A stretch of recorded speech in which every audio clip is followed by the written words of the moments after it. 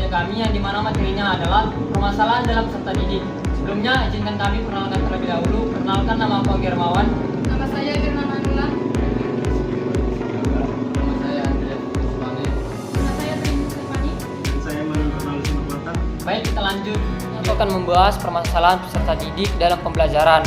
Yang dimana aku akan membahas salah satunya yaitu kesulitan dalam memahami pembelajaran. Kesulitan dalam memahami pembelajaran merupakan masalah yang umum yang kerap terjadi di kalangan mahasiswa atau di kalangan siswa, baik di tingkat dasar, tingkat menengah, dan tingkat tinggi.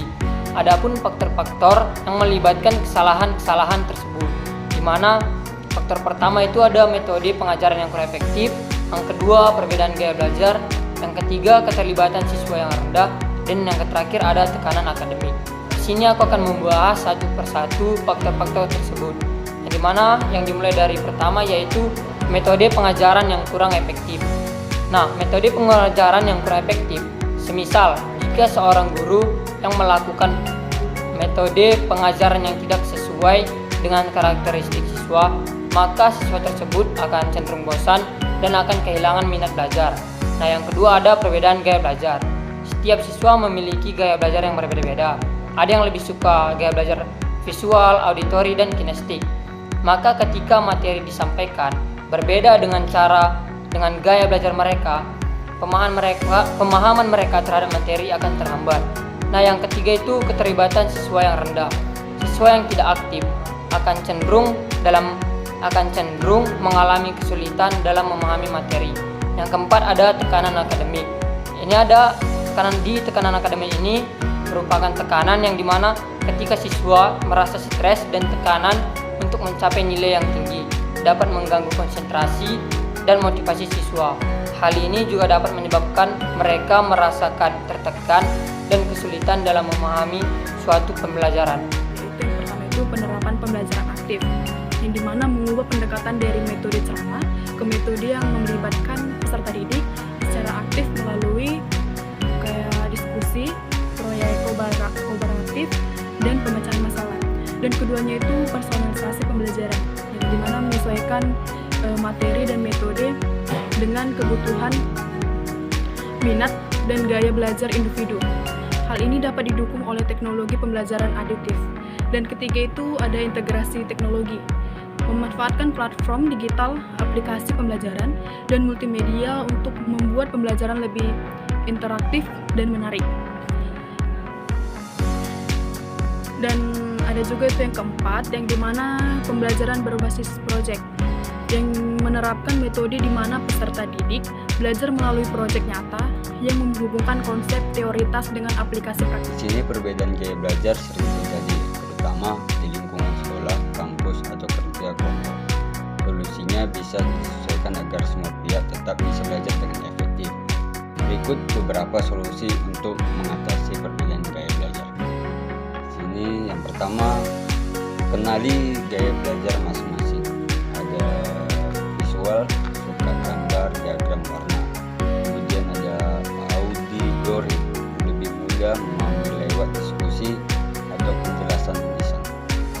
Terus ada kinestetik, belajar dengan praktik langsung, gerakan atau alat peraga. Terus kemudian yang kedua, gunakan metode campuran.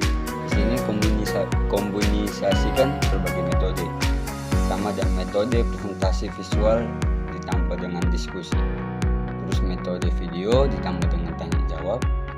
Terus kemudian ada Baik, di sini saya akan menyampaikan sedikit materi tentang solusi untuk meningkatkan motivasi belajar bagi siswa. Yang pertama itu ada menciptakan lingkungan belajar yang menyenangkan, seperti menggunakan metode interaktif dan media menarik. Yang kedua, menyesuaikan pembelajaran dengan minat siswa, seperti mengajar materi dengan kehidupan nyata. Yang ketiga, memberikan kemudahan dan kembali positif, menghargai usaha bukan hanya hasilnya.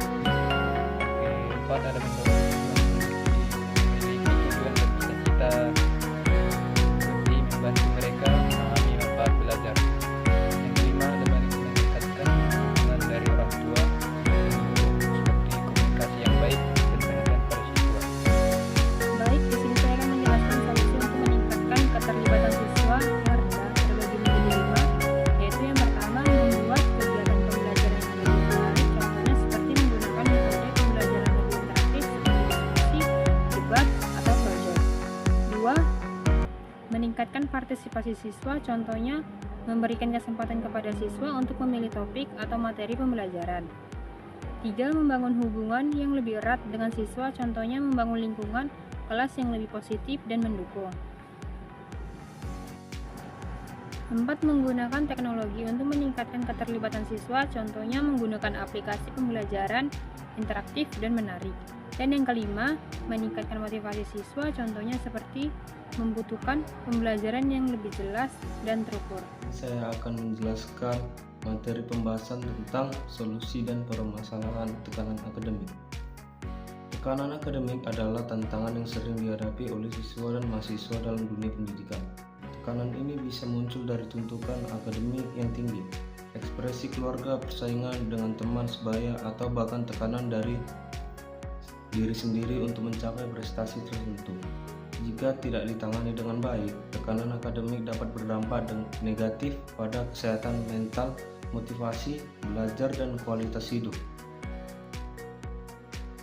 Permasalahan tekanan akademik yang pertama yaitu beban tugas dan ujian yang berat.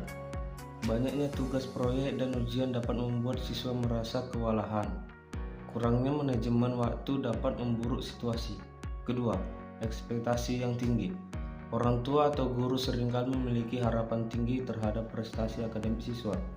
Tekanan ini biasanya menyebabkan stres dan kecemasan. Ketiga, persaingan yang ketat. Kompetisi antar siswa untuk mendapatkan nilai terbaik atau masuk universitas ternama bisa menimbulkan tekanan. Keempat, kurangnya dukungan emosional. Siswa yang merasa tidak mendapat dukungan dari keluarga, teman, atau guru cenderung lebih rentan terhadap tekanan akademik. Kelima, kurang tidur dan kesehatan yang terganggu. Begadang untuk belajar dapat mengganggu pola tidur dan kesehatan fisik. Stres berlebih dapat menyebabkan masalah seperti sakit kepala, kelelahan, dan gangguan kecemasan.